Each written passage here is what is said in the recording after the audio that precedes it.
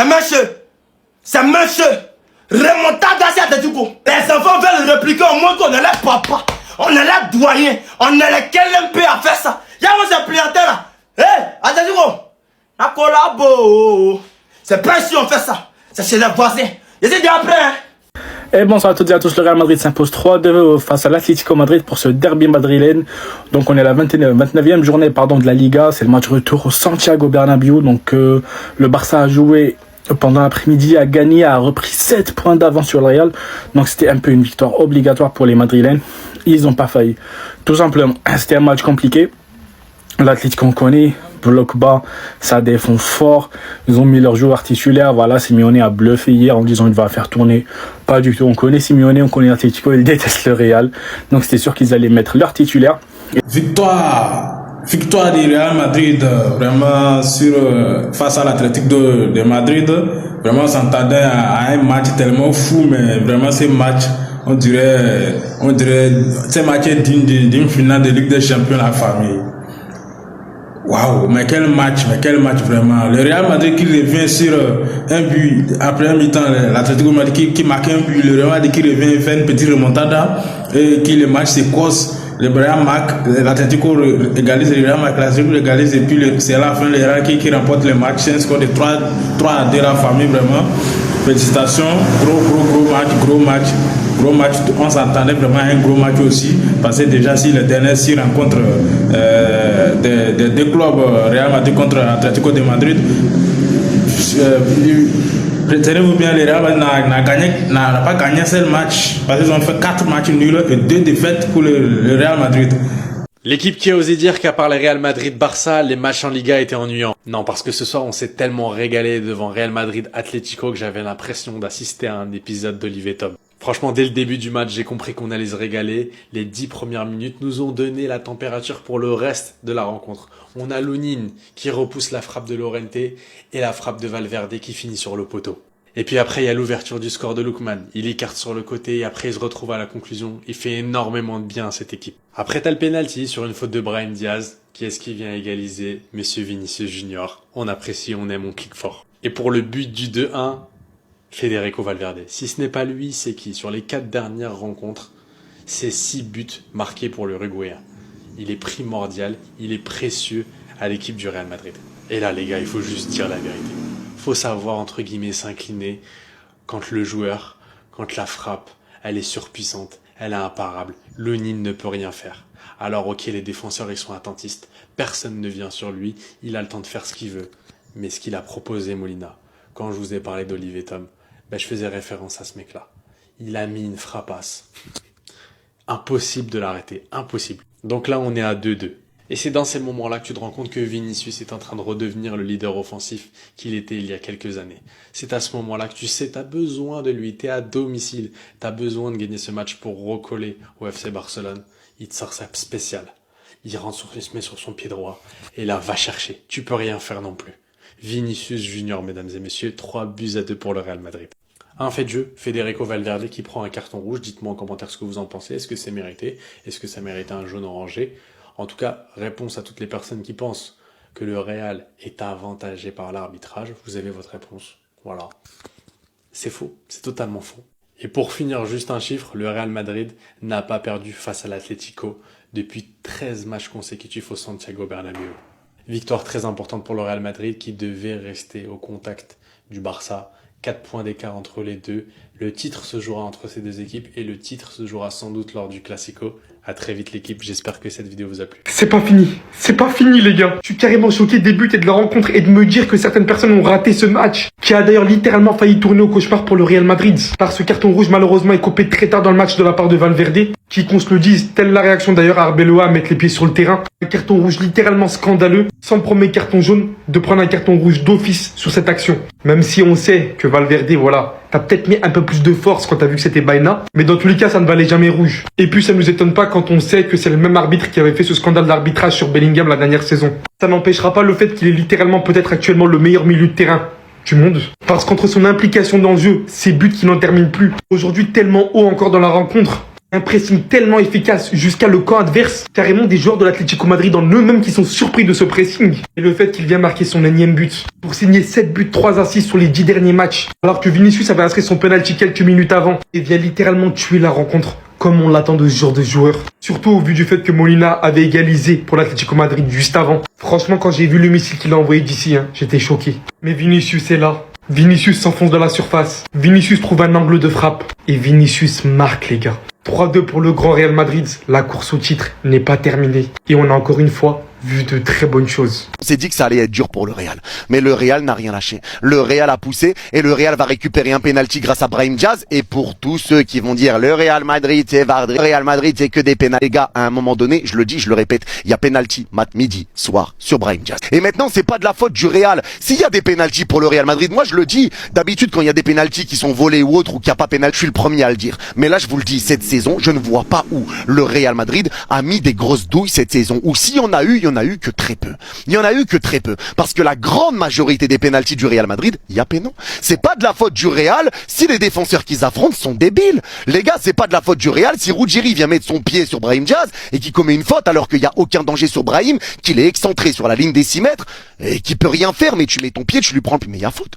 Il y a penalty. Et c'est comme ça que tu te mets dans la sauce. Et pour tous ceux qui parlent de la solidité défensive de l'Atlético Madrid, tu vois quand même que Ruggieri a eu deux fils qui se touchent, et tu vois également sur le deuxième but que c'est Valverde qui vient presser Jiménez, et que tu vois qu'il y a un joueur qui a eu plus d'envie que l'autre, et que Valverde arrive à reprendre la balle et il met le deuxième. Et ça fait 2-1 en 10 minutes, le Real a renversé totalement l'Atlético Madrid. Penalty transformé par Vini, bien provoqué par Brahim Diaz, et derrière Valverde qui met un pressing, le bon pressing du Real Madrid qui a été mis en place, et derrière tu vas chercher le 2-1. Et ça, je le répète encore une fois, c'est un bon pressing collectif, c'est des bons mouvements, c'est des bons jeux ensemble, c'est des bons retours défensifs, c'est un Tchouaméni qui a été très solide au milieu de terrain. C'est du football. C'est du football tout simplement. J'ai un très mauvais pressentiment. Très mauvais. C'est moi où je revois petit à petit le Real Madrid renaître de ses cendres. Je sais pas pour vous, mais j'ai l'impression qu'on revoit ce Real Madrid méchant qui arrive à trouver de l'énergie de on ne sait pas d'où. C'est la quintessence de tout ce que fait le Real Madrid ces dernières années quand ils ont remporté les Ligues des Champions. Et avant ça, mention honorable pour l'Atlético Madrid qui nous aura régalé dans ce match, surtout avec 2 bangers.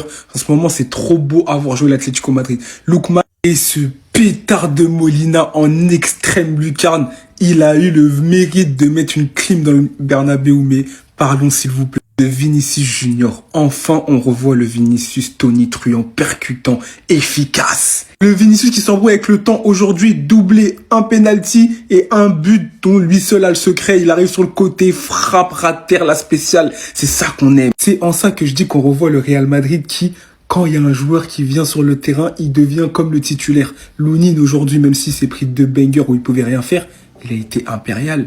Il a été vraiment très très bon. Et Valverde aussi, qui en finit de plus de marquer, il est sur un nuage en ce moment. Il prend un carton rouge. Pour moi, il n'y a pas carton rouge. Faut dire la vérité, pour moi, j'aurais dit un jaune. Bon, après, il vient avec la volonté de faire mal. On a l'impression qu'il vient par derrière, mais voilà. Et après ce carton rouge, on aurait pu se dire, bon, le Real, je pense que ça va être compliqué, mais ils ont su faire le dos rond et ne pas encaisser de 3e but égalisateur. Et c'est en ça que je dis que le Real Madrid est en train de revenir avec le mental de guerrier, en fait, qui ont fait leur force ces dernières années. Et si on ajoute à cela le retour de monsieur Kylian Mbappé, celui de Bellingham, en fait, ça peut être à double tranche. Soit ça va les remettre tout en haut, soit ça va les faire chuter, parce qu'on connaît les deux tismés là, on les connaît. Mais quoi qu'il arrive, c'est toujours bien d'enregistrer des retours comme ça. Et franchement, là, le Real en ce moment, c'est très agréable. Sur 7 matchs et 4 nuls et 2 victoires pour l'Atlético de Madrid, vraiment c'est un match fou parce que une fois que ces 2 géants se rencontrent, c'est vraiment un grand derby qui se passe. Donc tout arrive. L'Atlético de Madrid de ce côté qui a tenu, qui vraiment était venu en mission parce que déjà grosse pression pour le Real Madrid avant le match déjà parce que de l'autre côté le FC Barcelone qui a gagné le Real Madrid un but et puis qui sur le quart 7 points d'écart déjà entre eux et déjà le Real Madrid a commencé ce match avec très grosse pression avec une très grosse envie de gagner de réduire le quart de revenir à 4 points et voici chose faite le Real Madrid qui a fait le boulot nécessaire grâce notamment à Vinicius Junior Valverde qui ont prouvé qui ont mené le Real haut et vraiment félicitations aux joueurs du Real Madrid. Il y a plein de choses qui sont passées mais est-ce que sur le premier penalty, bien sûr, de Brahim Diaz, est-ce que la famille, est-ce qu'il y a pété là-bas? Parce que moi, personnellement, penalty là-dessus, en tout cas, c'est le Real Madrid, mais l'arbitre a sifflé quand même, ils ont joué, donc même tout ce qu'on peut dire, ça ne va rien changer, mais quand même, penalty là, bon, je pense que c'était un peu exagéré quand même, de mon point de vue, c'était un peu exagéré, mais là, bon, ça ne change rien, le penalty a été fait, toutes les choses ont été faites, donc, oui, Lookman qui marque le premier but, déjà la première mi-temps, Lookman qui marque le premier but sur une très belle combinaison de jeu de l'Atlético de Madrid, donc le Real Madrid qui était une fois encore sur pression, à la 10e mi-temps le Real qui répond avec notamment ces penaltys, Ibrahim Diaz et Vinicius Junior qui les transportent, qui égalise 1-1, et de l'autre côté Valverde avec ses pressines qui, si le deuxième but, il récupère la balle et puis marque le deuxième but, et à la suite Molina, le joueur de l'Atlético de Madrid, ici une pack. La famille, quel banger, mais quelle frappe la famille, quelle frappe déjà. L'Union n'a rien vu parce que déjà c'était une frappe tellement. La famille, non, respect Molina, parce que c'était une très très bonne frappe en pleine lucarne. Et voici le deuxième but, le but égalisateur de l'Atlético, bien sûr. Et Vinicius, qui d'autre que Vinicius pour venir dans un match, comme je le disais tantôt, Vinicius dans les matchs très chauds, très délicats pour le Real Madrid. Vinicius il est toujours là, Valverde est toujours là, et Vinicius qui vient donner la victoire au Real Madrid si c'est bien enroulé, et 3-2. Et aussi n'oublions pas le rouge de Valverde. Pour moi personnellement, je pense que le rouge est mérité parce que c'est rouge direct, c'est pas qu'il avait déjà pris un jaune, mais c'est rouge direct parce que déjà l'intention, la puissance avec laquelle déjà une faute en arrière, un tacle en arrière, c'est vraiment dangereux déjà d'abord. Ça mérite déjà un jaune, et avec la puissance, je pense que c'est la puissance, l'intention avec laquelle Valverde est venu sur le jeu. Je pense que c'est ça qui a poussé l'arbitre à donner rouge direct, et pour moi c'est très très mérité, même s'il y a eu des polémiques, il y a eu tout, mais je pense que c'est mérité parce que déjà la faute c'était pas face à face, les joueurs n'étaient pas face à face, Valverde était derrière les joueurs, et avec cette puissance, cette faute, et déjà encore devant les gardiens, l'arbitre a vu la puissance, il a vu l'intention de Valverde. Je pense que le rouge est mérité. Pour moi, le rouge est mérité parce qu'il ne faut pas jouer comme ça, même si on est sous pression, il y a des limites, et là-dessus moi j'en passe parce que c'est mérité pour moi, le mérité carrément.